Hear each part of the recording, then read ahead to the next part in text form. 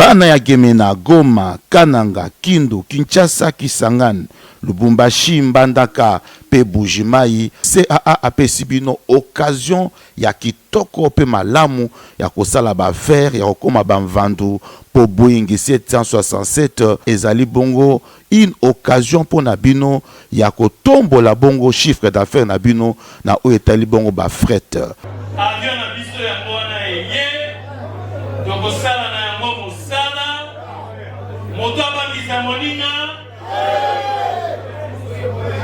moto akabela moninga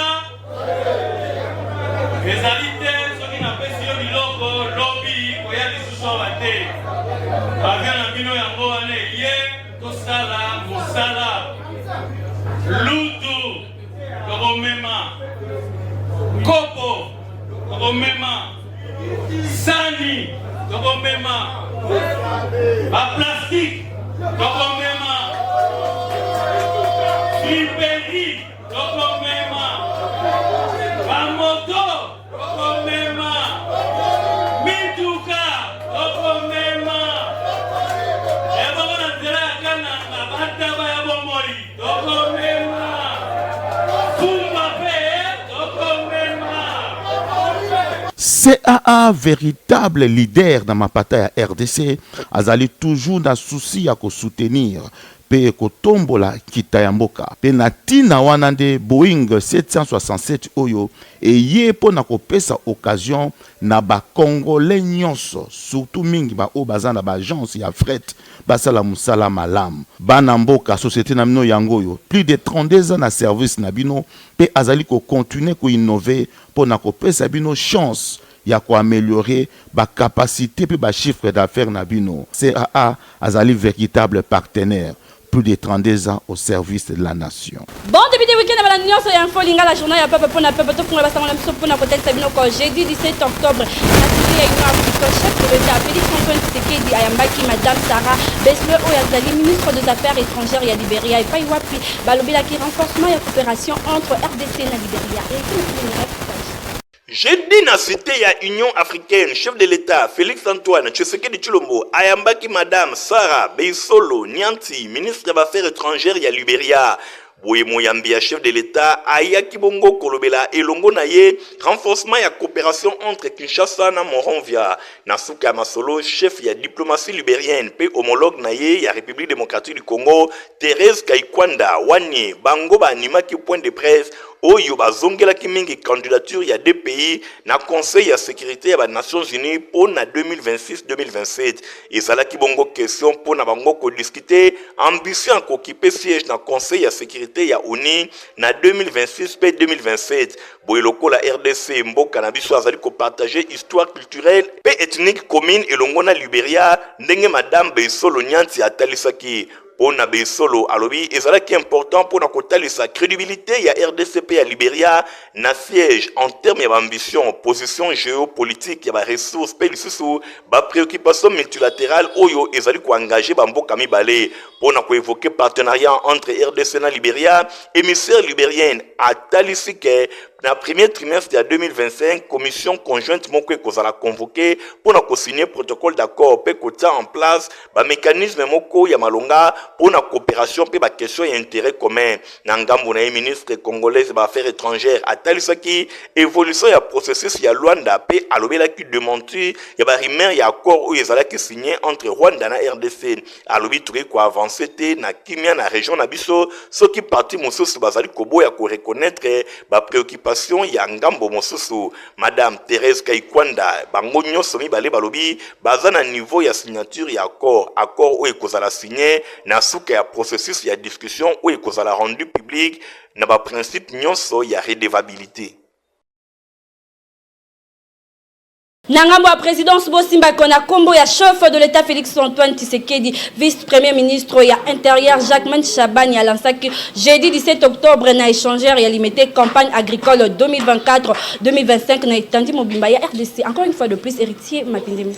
Na kombo ya chef de l'État, vice-premier ministre Jacques Chabani, oyo azali kotala makambo ya intérieur, a procédaki jeudi 17 octobre 2024 na place échangeur na limité na lancement ya campagne agricole 2024-2025 na Itondi Mobimba ya République démocratique du Congo. Selon ministre d'État en charge d'agriculture Grégoire Mouchai, ya lobi événement oyo ezali bongo na bit ya matérialisation ya 4e pilier ya programme quinquennal ya chef de l'État pour na oyo etali économie diversifiée pour na revanche ya sol pe sous-sol latina wana 5 millions ya ba semences mobimba, ba tracteurs, ba pesticides, ba masques de champ, ba fertilisants, ba imperméables, ba boutures ya manioc, pe ba moto, ba vélo et longo na ba semences améliorées yango ezalaki distribué na ba différentes provinces de la République démocratique du Congo. Ministre d'État pe ministre de l'Agriculture amoni ke na même titre ya lancement et landisami na ba résultat ya campagne agricole 2024-2025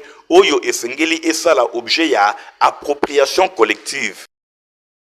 Assemblée nationale et Vibraki jeudi 17 octobre na rythme et installation officielle il y a différentes commissions permanentes nyonso le kaki na bokambami ya premier vice-président honorable Jean-Claude Chilumbai. Héritier mapinde ba détail. Nabokambeme ya vice-président ya chambre basse ya parlement professeur Isaac Jean-Claude Chilumbai Moussaou bureau basalaki installation ya ba 10 commissions permanentes boye ba membre ba bureau oyo bango bazalaki investi na longue plénière oyo salemaki mercredi 16 octobre na 13h le 17 octobre na 4h du matin. Premier vice-président ya Assemblée nationale professeur Isaac Jean-Claude Chilumbai a installé ba bureau ya 3 commissions mingi penza commission économique financière, il y a contrôle budgétaire, oyo ekozala dirigé et pas il y a député national Guy Mafuta Kabongo. Commission oyo ezana rôle moko ya motuya pona ko jouer pendant session budgétaire pona ko pesa na gouvernement ya République démocratique du Congo budget moko ya malonga pona ko permettre bango ba faire face na ba besoin d'état ya ndenge na ndenge. Après Ecofin, premier vice-président installaki commission PAJ yango ezana responsabilité ya makasi liboso ba impératif politique ya mboka ilandisamaki na premier vice-président installation ya commission ya droit de l'homme oyo opposition parlementaire azali ko diriger nangambo na rapporteur ya Assemblée nationale professeur Jacques Njoli ye a installaki bureau ya commission oyo elandisami pour na évaluation eza pour objectif ya kosala ba suivi ya ba travaux parlementaires pour na s'assurer na mise en application na yango. Bongo na sima ezalaki installation ya commission ya affaires étrangères pour na clôturer na installation ya commission défense et sécurité ye moko honorable rapporteur ya Assemblée nationale pe membre président ya commission oyo député national Ribens Mikindo Muima ye alobela ki impératif sécuritaire oyo ezali bongo ba matière bango ba ko traiter na commission. Deuxième vice-président Christophe Mbosso pona ye a installé la commission environnement, ressources naturelles et aménagement du territoire, infrastructure NTIC na Mokuse. Rapporteur adjoint ye a se chargé qui l'installation ya commission sociale et culturelle, et l'égalité à ba chance, famille et enfants. Paris moko gagné pour na bureau caméré oyo auti kopesa Assemblée nationale borgane pour na bon fonctionnement na yango enfin que mosala eye bana kotambola na ndenge ya malamu. Soleta le premier ministre Bosimba ko jeudi 17 octobre et fungwamaki na Bruxelles 12e édition ya rebranding Africa Forum. Premier ministre Judith Suminwa Azor représenté chef de l'État Félix Antoine Tshisekedi na Milulu Oyo. Nathalie Kaila ba détail. Jeudi 17 octobre 2024, et Fungwamaki de Bruxelles, capitale ya Belgique, 12e édition ya rebranding Africa Forum. Premier ministre Judith Suminwa Tuluka a représenté le chef de l'État Félix Antoine Tshisekedi Tshilombo na événement Oyo kuna na capitale ya Belgique. Boina Malobana chef ya gouvernement a présenté qui ba opportunité et investissement ya République démocratique du Congo. Alobi mboka na ye ezali kopesa ba opportunité ya investissement vraiment ebelé. Boye ba nyonso balingi ba profiter na yango esengeli baleka na lombango biodiversité riche pe potentiel humain remarquable pour la République démocratique du Congo yango ezali na nzela ya kokoma clé moko ya croissance économique na Afrique eza ba minéraux stratégiques pe ba cuivre ba cobalt ba lithium oyo ezali bongo pona nouvelle technologie ya lobby ndenge premier ministre ya talisaki na ngambo mosusu alobi position géographique na cœur ya continent ya Afrique RDC ezali carrefour moko logistique ya makasi pour le commerce intra-africain et international grâce à la rivière naye oyo ezali navigable et accès naye na ba corridor ya transport ya ndenge na ndenge. Premier ministre Souminwa a talisi que engagement ya gouvernement naye ezali ko pousse ba réforme économique et ko sécuriser environnement et ba affaires pe mingi penza ezali ko se manifester ezali ko favoriser climat moko ya malonga ya investissement na ba incitation fiscale oyo ezali ya makasi cadre moko législatif dynamique pe volonté ya dialogue elongo na secteur privé. Paysage économique congolais ezali bongo ko transformer pona ko koma eloko moko ya investissement ya makasi ko investir na République démocratique du Congo et komingo choix moko économique ya malonga pe ezali confiance na avenir pe ezali ko promettre na mboka na biso ndenge patron exécutif atalisaki na ngambo mosusu akumisi opportunité o ezali ko pesa na forum na nzela ya ba dialogue ya malonga pona développement ya continent. Forum oyo ezali kaka événement te kasi ezali action moko ya voyage na Afrique oyo basangani boye ensemble lobi nous pouvons bâtir l'Afrique pe lisusu tokoki ko rêver koko ma réalité moko tangible pour la génération ezali koya bosimba ke 10e édition ya forum Rebranding Africa et ko dirait 3 jours et bandaki le 17 octobre pe kosila le 19 octobre 2024 na capitale belge ezali événement moko ezali kosangisa ba leader d'opinion ba décideurs politiques ba entrepreneurs ba investisseurs autour ya thématique ensemble construisons l'Afrique building Africa together ndenge na anglais bazali koloba na occasion wana RDC azali na honneur grâce na statut na ya pays solution pour la question ya changement climatique. Oui, ils ont créé en 2014 Rebranding Africa Forum et s'imposer parmi les rendez-vous mon Bakassi pour aborder la transformation nécessaire dans le développement durable et à continent africain. 10e édition où ils ont aborder le sujet mon Makassi, intelligence artificielle, valorisation et capital humain, culture et soft power, local va lever à croissance, va défi à changement climatique, et opportunité lieu dans amélioration et à connectivité à continent et longona mokili, la thématique so ezali ba axe moko ya malonga pona progrès pe prospérité ya continent africain. Forum oyo et moni participation ba personnalité ya ndenge na ndenge pe ezali kotalisa importance ya scène internationale. Parmi bango André Flao, ministre d'État belge, Dr Diene Keita, sous-secrétaire général des Nations Unies pour la population, pe Daniel Evina Abe, ambassadeur ya Cameroun, pe doyen ya corps diplomatique africain. Bango pe ba participer à la discussion. Boye Christian Dongala, ambassadeur ya RDC na Belgique, yepe azalaki wana. Présence ya ba ministre ya République démocratique du Congo et Makaki pe lokola Julien Paluku, ministre ya commerce extérieur, Patrick Mouyaya, ministre ya communication pe média.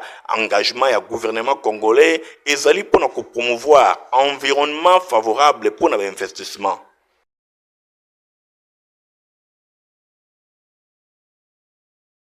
Agent Peba cadre et société en liquidation lignes aériennes congolaises basalaki city no mercredi 16 octobre na primature pour na kosenga na gouvernement afuta banyongo na bango il y a de compte final héritier mapindemi.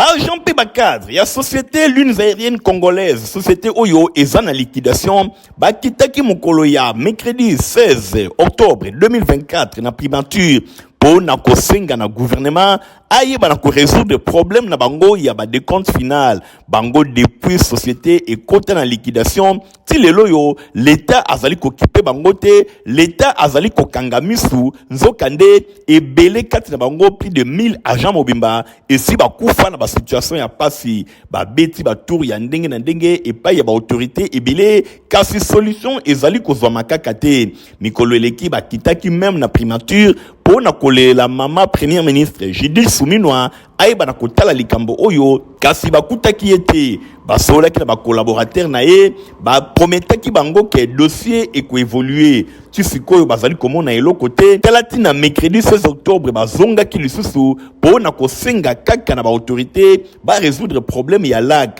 ba agent pe ba cadre ya lac et si ba lembi et belé ba kufi nzokande misala minene ya makasi oyo basalaki pona mboka na biso République démocratique du Congo bakoki kopesa bango merci bapesa na mbwate na tina wana kozonga na bango premier ministre azalaki lisusu te boyo kandenge balobi esengeli ka mikanda wana bazongisa yango bati yango na mesa ya mama ministre mama premier ministre tango akoya mama premier ministre akoka ko libérer yango bon bango moko balobi te mama premier ministre azali très sensible à problème ya tolobi pe biso pe kaka to bana na ye to pe ba congolais to pe na passe makasi po te biso to sali musala 54 ans o okumba avion to sali image munene ya mboko oyo tozalaki premier pays na Afrique subsaharienne oyo kumbi bampepo pe tozali na ba oyo bato babenga bango ba icône, c'est-à-dire que bato basala lukumu ya aviation.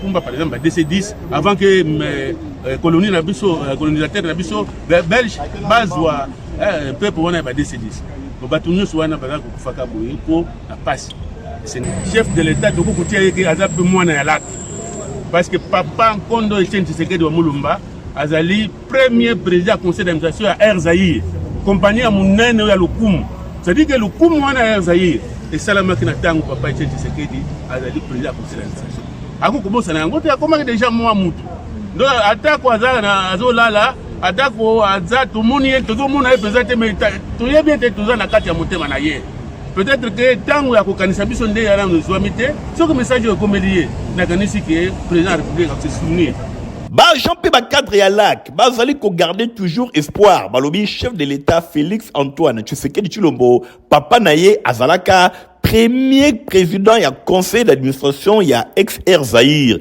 Ba ebindengeni ni société oyo etambolaka et salaka fierté ya mboka na biso na Afrique pe na mokili mobimba. Boni ba agent oyo bozali kotika bango, bo résoudre problème na bango, po na ko honorer bango na misala minene oyo basalaki po na mboka na biso République démocratique du Congo. Tobanzi ke chef de l'État Félix Antoine Tshisekedi Tshilombo et longona mama premier ministre Judith Suminwa bakosala tout pona kosunga ba agent en lag botela bino moko ndenge balembi bazali lisusu na ba age ya kobeta ba tour ebelete kosala ba sit-in pona ko réclamer ba droit na bango. En tout cas mawa esengeli ezala na mitema ya ba autorité pona ko résoudre problème ya bandeko oyo ya lag esi ba nyokwami makasi. Incendie moko salamaki na avenue de la Paix quartier Joli Park na ma campagne na commune Yangalema origine na yango ezali kaka instabilité ya courant ya SNEL bolanda resi ya héritier mapinem. Incendie oyo et se déclaré na quartier Joli Park na ma campagne na commune Yangalema mingi penza na avenue de la Paix. Incendie oyo origine yango ezali instabilité ya courant ya Société nationale d'électricité SNEL na mokuse oyo ba matériel na bango ezali kosala balamu te courant ezali vraiment instable botala bino moko libota oyo na avenue de la Paix ndenge incendie et bebisi ndaku ba dégâts matériel moko très important et salimaki awa ndenge kaka bokoki ko constater ba chambre eziki ba salle de bain ba garde-robe eziki ba sapatu ba diplôme universitaire pe ba document scolaire ya ndenge na ndenge ba maputa ba bijoux en or bref objet ya ba valeur moko ya makasi pe ba document ya ndenge na ndenge eziki epeli moto ba passeport kutu kolobate nyonso ezikaki vraiment situation oyo ekomisi famille Tshiswaka maboko pamba te biloko nyonso yango oyo eziki eloko moko ezalaki récupéré te puisque incendie oyo est duré 3 heures du temps émotionné na événement oyo propriétaire yandaku atalisi pasi na ye pe asengi SNEL ayeba na kosala réparation. Baseleki na motema bino botala ka bosala konsa botala bolakisa bango bolakisa bango te kulala ibolino bolakisa bango botala nyonso tu sans intervention ya bakomi ya mboka nasel bayebi eza bango bayeba kosala mosala na bango ya courant malamu po okomi na temps oyo biso tozali déjà na 21e siècle courant kaka eza na problème ti lelo na ngambo mosusu ba témoignage ya ndenge na ndenge epesamaki heureusement mutu akufaki te kasi kaka biloko nyonso ya famille Tshiswaka na avenue de la Paix na quartier Joli Park na commune ya Ngalema yango nyonso ebebi moko ya ba témoin apesi témoignage na ye bureau te natina mutu na bureau pour batinda ba agent ba ko bongisa courant mais à ma grande surprise mutu a quitté. Nyonso bazali kosenga kaka na Société nationale d'électricité ayeba da kobongisa mosala na ye oyo ekomeli famille Tshiswaka na quartier Joli Park na avenue de la Paix na commune ya Ngalema ezali eloko moko ya pasi pe mawa incendie et dira que 3 heures du temps boye police et incendie ba intervenant qui kaka après kasi eloko moko ezali récupérer awa ezali te bosimba ke incendie oyo na avenue de la Paix na quartier Joli Park et uti ko salema une semaine ya pamba moko pe esalemaki na avenue Ring toujours na quartier Joli Park na commune ya Ngalema na ma campagne et pa wapi bato bazali ko déplorer instabilité ya courant ya SNEL ezali ko bebisa biloko ya bato botala oyo ekomeli famille Chiswaka ezali eloko ya pasi pe mawa tobanzike ba autorité bakoyoka bakofongola miso pona kolakisa SNEL mosapi surtout eloko oyo esalemeli famille Chiswaka SNEL esengeli azala responsable aiba na ko réparer ba préjudice nyonso oyo ezali causé na famille Chiswaka. Complexe scolaire Mama Pemba école ya fondation Nerombungu bazalaki na culte lundi 14 octobre lokola momisano la dilando reportage. Honorable Nerombungu Fumabanga Moyo Oyo azali bongo visionnaire ya complexe scolaire Mama Pemba akitaki moko en personne lundi 7 octobre na complexe scolaire Mama Pemba po na kotala ndenge nini misala ezali kosalema na chantier oyo ezali kuna pambate complexe scolaire Mama Pemba école ya fondation Nerombungu bazali kotunga ba bâtiment mususu po na ko permettre bana baya ebele pe batanga na ba condition moko kitoko. Honorable Nerombungu a profitaki na occasion po na kotala ndenge nini ba cours ezali kopesama apesaki quelques tenues et paye ba enseignants pour nous permettre bango bazala toujours propre pe sur place akutelaki na quelques parents ba solo laki ba pesaki ba doléance na bango par rapport ya enseignement ndenge ezali kotambola. Honorable Nerombungu a profitaki pe na occasion pour nous prodiguer quelques conseils et paye ba parents afin que bango pe baye ba ndenge ya malamu ko encadrer bana oyo bazali kotanga na complexe scolaire Mama Pemba et sukaki wanate. Honorable Nerombungu asalaki tour ya école mobimba pour na kotala ndenge nini makambo ezali kotambola kuna pambate complexe scolaire Mama Pemba ezali école oyo ezali kosala fierté na République démocratique du Congo en général pe na ville ya Kinshasa en particulier na esengo wana quelques enseignants balobaki boye na micro ya Info Lingala. Pour remercier sincèrement Nzambe d'abord et puis excellence Nerombungu. Vraiment biso azang sa biso pour les élèves moko inattendu. On ne savait même pas que akoka ko sala biso surprise oyo. Ayi biso bilamba oyo biso nyonso toza plus ou moins 150 matin. Ayi biso ngotola taka autant tozotangisa bana tozala très à l'aise ba poussière ba créer et bebisaka bilambo to yaka no musalati. Yango to sengiye un grand merci. Nzambe alola abakisila ebele. En tout cas, eza impeccable. Tozongisi matondi na mokonzi na biso son excellence Nerombungu Fumabanga Moyo na penser na biso balakisi bilamba na biso tango tozosala musala tozotangisa tobeba te kozali na cadre tozala vraiment propre. En tout cas longonia na maœuvre na ye ozali kosala donc akende kaka toujours likolo. Pour na bino nyonso bozana besoin ya ko voyager pour na États-Unis Cyber Eric abengi bino pour na deux véloteries oyo bandaki déjà le 2 octobre ti le 4 novembre ba détail na Nathalie Kaila.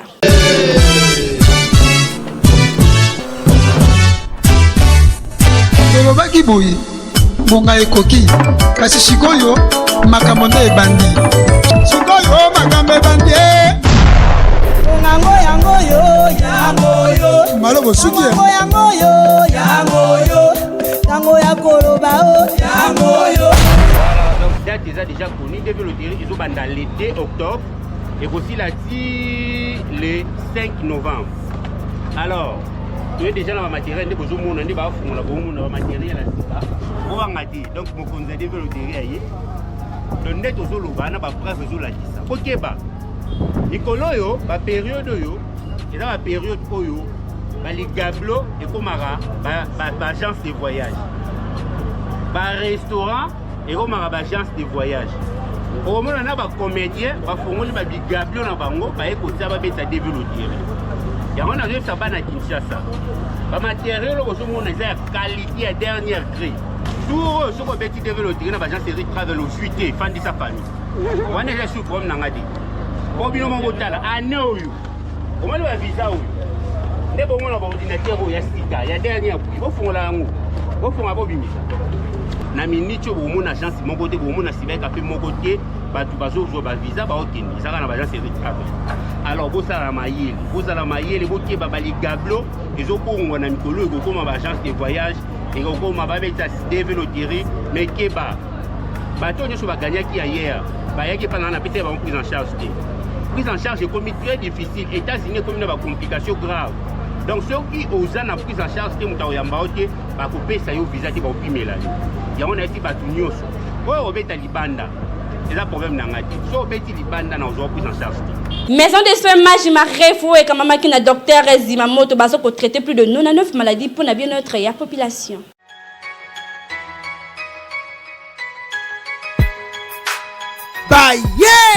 Baye na Kinshasa après avoir kokanga République démocratique du Congo mobimba maison de soins Majima Refou ya mwana mboka l'international docteur Zimamoto oyo azwa ba diplôme de mérite et belen bona expérience na ye ba professionnel na médecine traditionnelle awa na RDC bazo traiter plus de 99 maladies épilepsie, trouble mental, insomnie, paralysie, goitre, diabète, mokongo pasi, rhumatisme, hémorroïde externe et interne, faiblesse sexuelle, infection urogénitale, stérilité des couples, hernie interne et externe, myome, kyste, appendicite, asthme, carie dentaire, problème ya misu, na ba maladie ya ndenge na ndenge. Bazali na ba produit très efficace sur base ya ba plante naturelle. Pe misusu ezouta na mboka ya bapaya lokola Indonésie, Malaisie, Philippines, États-Unis d'Amérique pe Canada.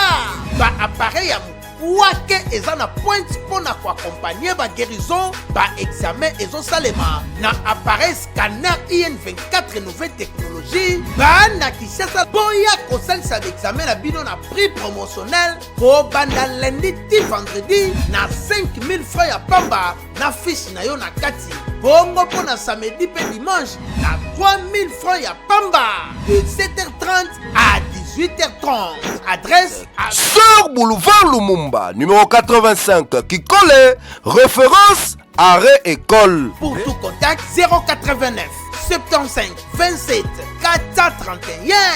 La maison de soins Majima Refou traitement terrible. Ozana besoin ya kopé mesika ya malonga Flat Hotel et Boss Petit Junior nde ebongi na yozo yango na matonge na commune ya Kalamu.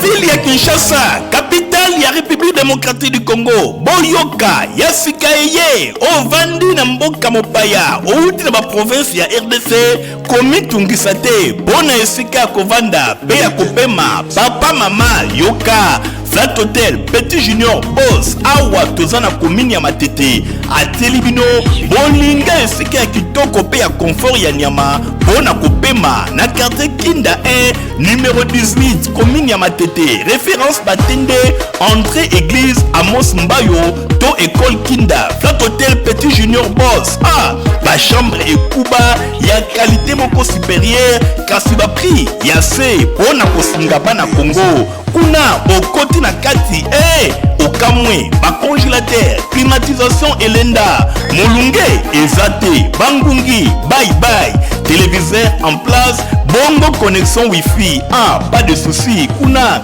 24h sur 24h ozali ko naviguer na ndenge olingi bongo ba douche ba condition hygiénique ya kosamba ezate bino moko bozali komona ba motopompe ezali ko matisa mai tilikolo awa okosimba so ata mokete likambo etali mai kangami solala bongo likambo etali courant groupe électrogène industriel ya monene pe ya qualité supérieure ezali kopesa courant na tango nyonso okolemba te okosanuye te. Flat Hotel Petit Junior Boss ateli bino mobange na salle oyo bino bolinga ba fête ba réunion ba conférence pe biloko mosusu bokosangana awa neti kaka bozana mikili ya poto terrasse ezawana pona kopema kitoko ndeko yoka bien week-end Flat Hotel Petit Junior Boss à Telibino et loko ya mobange na ville ya Kinshasa. Yo lingi ba renseignement misusu benga na ba numéro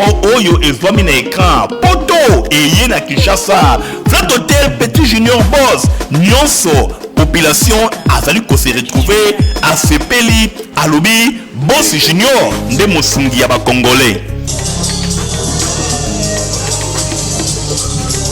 Potifa pesali potopoto ya kitoko ezali kotia bana pe mikolo à l'aise soki bameli yango. Ah merci, ya buine bana nyoso baza kuringa à la pochette.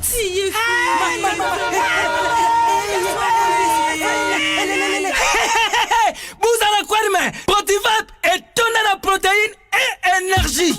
Ah papa merci pour les protéines pour les enfants. Eh Bino, bote la baonine. Bote ma kodona Bino. Baba kansa bomba bonga. Bona bana na yo bakuma rukura bana oyo. Faut laisser kabango poto Protivap. Et ça ba pota te.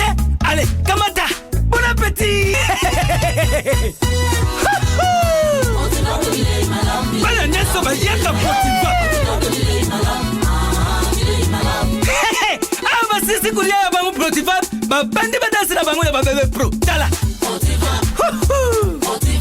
Ba yango. Tata kitoko ntoto makachi. Tukana mbimbi. Oyo tukana mbimbi. Makusa. Protivap. Poto kitoko pona ba bébé pro. Merci na confiance au fidélité bozala kana ngona info lingala soki bosepela ki na édition ya lelo merci na équipe mobimba oyo kambama ki journée ya mokolo ya lelo. Au revoir. Bana ya Gemena, Goma, Kananga, Kindu, Kinshasa, Kisangani, Lubumbashi, Mbandaka, pe Bujimai, CAA apesi bino occasion ya kitoko pe malamu ya kosala ba faire ya kokoma ba mvandu po Boeing 767 ezali bongo une occasion pour na bino ya kotombola bongo chiffre d'affaires na bino na o etali bongo ba fret. Avion na biso ya mwana eye tokosala na yango mosala moto abangisa moninga moto akadela moninga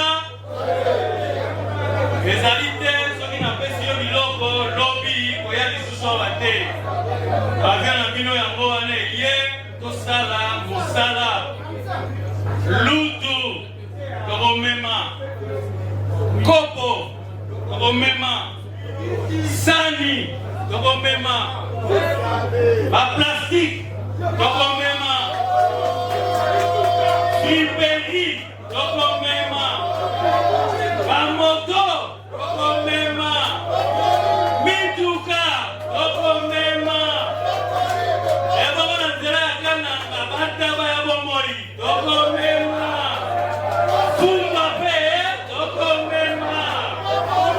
CAA, véritable leader dans ma bataille à RDC, azali toujours dans souci à soutenir pe kotombola kitayamboka pe natina wanande Boeing 767 oyo et ye pona kopesa occasion na ba Congolais nyonso surtout mingi ba o bazana ba agence ya fret basala musala malam bana mboka société na mino yango yo plus de 32 ans na service na bino pe azali ko continuer ko innover pona kopesa bino chance ya ko améliorer ba capacité pe ba chiffre d'affaires na bino. CAA azali véritable partenaire plus de 32 ans au service